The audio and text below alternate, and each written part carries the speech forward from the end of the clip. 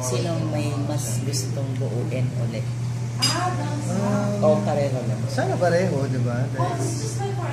Mas maganda kung nagkakaisa kayo sa mga bagay-bagay. Pero, syempre, ako rin naman.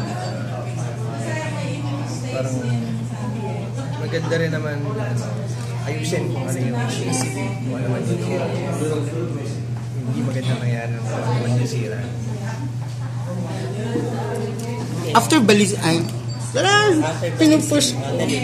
Baka may next ba kayong plano ulit na saan kayo magbabay? Hindi ko pa alam kasi ano rin yung schedule ko ngayon hindi masyadong friendly kasi tatlong movies yung ginagawa ko, nagkasabay-sabay na hindi sinasadya dahil nagka-delay hanggang nag-abot sila, nagkasabay-sabay so hirap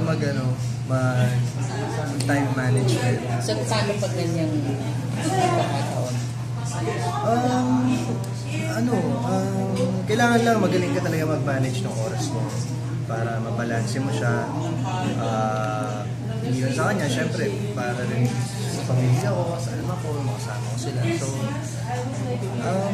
nagkagawa pa rin naman ng kahit na ganun ka-hectic.